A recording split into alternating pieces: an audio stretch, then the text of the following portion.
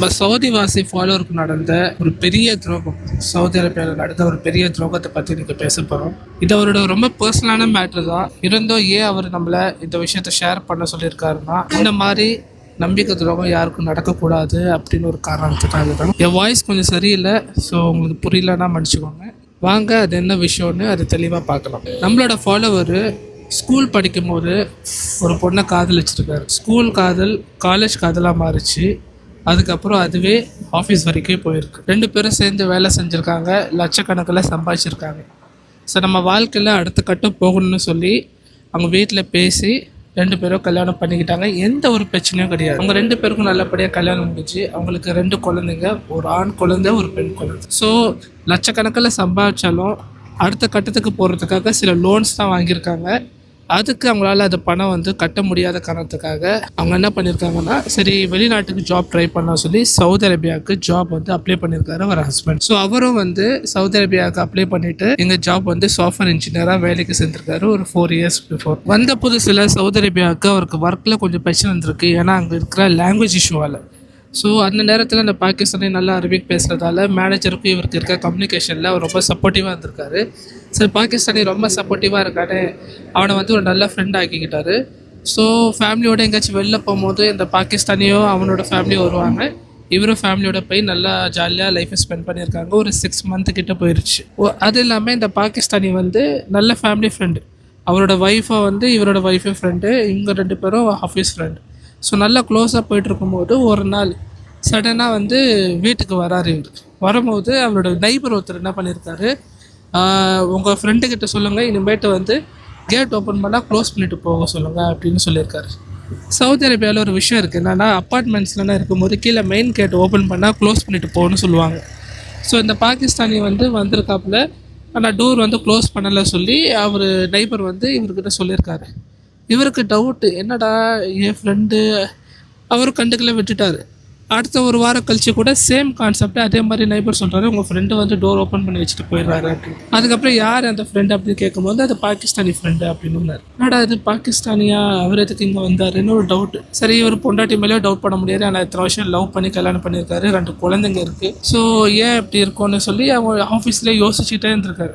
ஒரு வாட்டி செக் பண்ணிடலான்னு பார்க்கும்போது எப்போ எல்லாமே அந்த பாகிஸ்தானி வாரத்துக்கு ஒரு நாள் எப்பயாச்சும் ஒரு நாள் சீக்கிரமாக வெளில போயிடுவான் பர்மிஷன் கேட்டுட்டு. ஸோ எனக்கு அர்ஜென்ட்டு அப்படி இப்படி சொல்லுவான், இல்லை அஃபிஷியல் வேலைன்னு சொல்லிட்டு கிளம்பிடுவான்.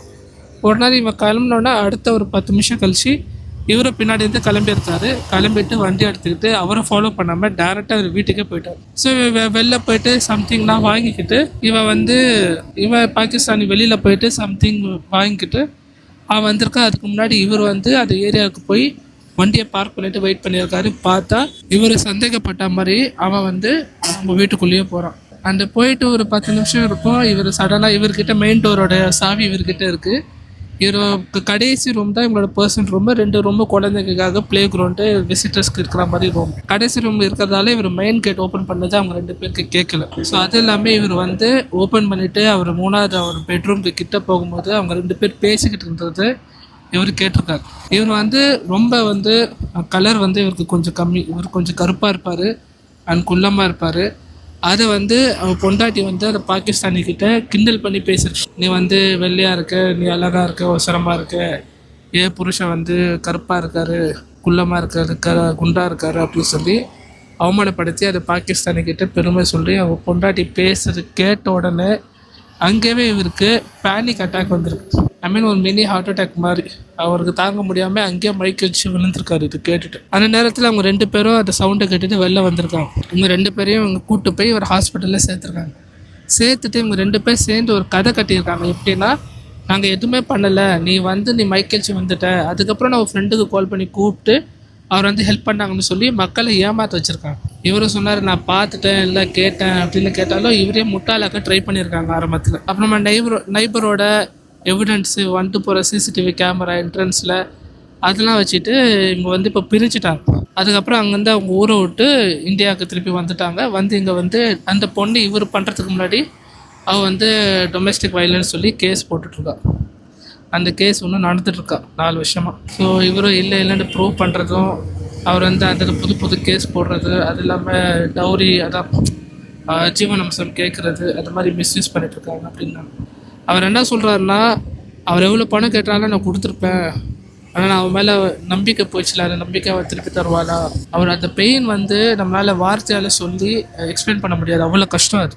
இந்த மாதிரி நல்ல மனுஷங்களை எப்படி துரோகம் பண்ண இந்த மாதிரி பொம்பளைங்களுக்கு மனசு வருது என்ன தெரியல. அவர் ரொம்ப உடஞ்சி போயிட்டாரு. 2 குழந்தைங்களுக்காக தான் வாழ்ந்துட்டுருக்கேன் அப்படின்னு சொன்னார் நம்மக்கிட்ட.